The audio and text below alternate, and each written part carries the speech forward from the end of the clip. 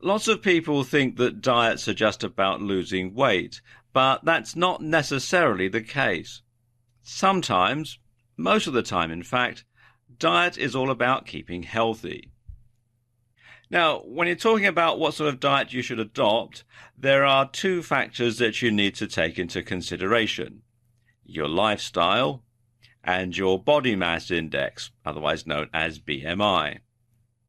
Now let's talk about lifestyle for a moment. What sort of lifestyle do you lead?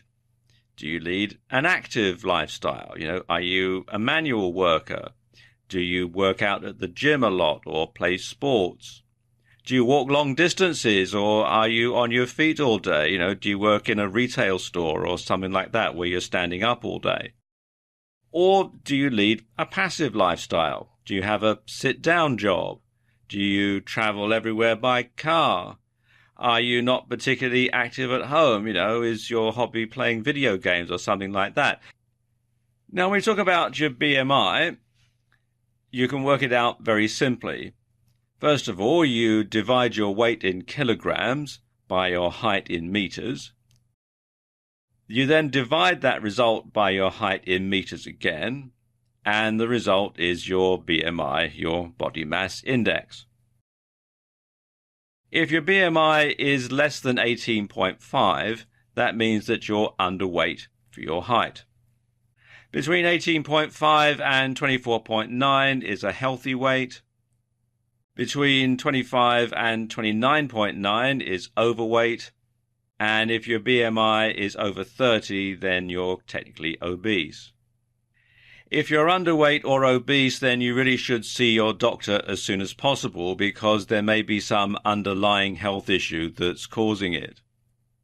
If you're overweight, then you should adopt a weight loss diet. Now, that falls outside of the remit of this video, but there's plenty of information online about losing weight. Note, though, that this just applies to regular adults, and these figures should not be applied to children or to pregnant women.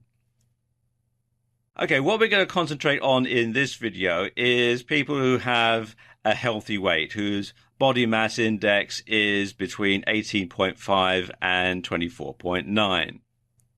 Now, if you lead an active lifestyle, then carbohydrates are the key to good health through clean eating. You see, carbohydrates deliver glucose into your bloodstream for immediate energy, and the rest is stored in muscles as glycogen. And the more glycogen your muscles store, the longer you'll be able to continue being active before you feel tired. Now, high-carb foods include whole grain bread, pasta, cereal, rice, fruit, legumes, and dairy products. Something else that you should do if you lead an active lifestyle is increase protein. Protein is used to repair muscle tissues and to support a healthy immune system. And good sources of protein include lean meat, poultry, fish, egg whites, legumes, tofu, milk, and whey protein. You should also drink plenty of fluids, preferably water. And you want to boost your calcium, vitamin B12, and iron intake. And the easiest way to do that is to take a multivitamin supplement every day. If you lead a passive lifestyle, then obviously you need to change things slightly. People who lead a passive lifestyle require fewer calories and protein each day, but you still need proper nutrition to prevent malnutrition and to avoid gaining excess body weight. So you should eat the same sorts of foods as an active person, but in smaller quantities. And you should reduce your calorific intake. Women who lead a passive lifestyle require fewer calories than men who lead a passive lifestyle.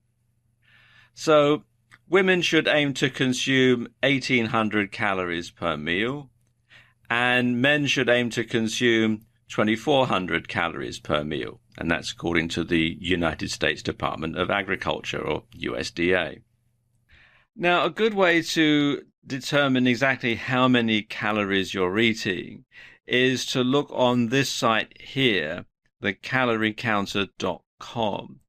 Now, this is primarily designed for people who want to lose weight, but it can be used for other purposes as well.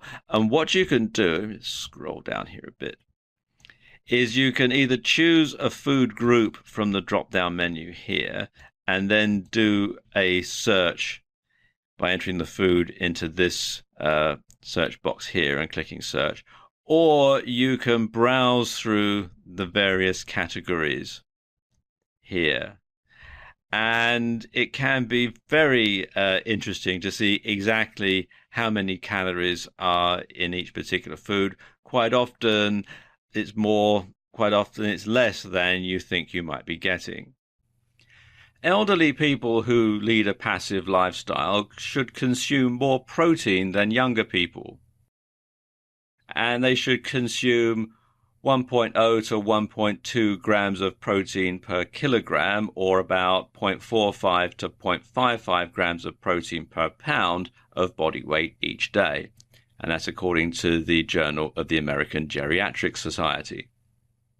But wherever possible, whether you lead an active or a passive lifestyle, you should eat only fresh foods, preferably organically grown or free range.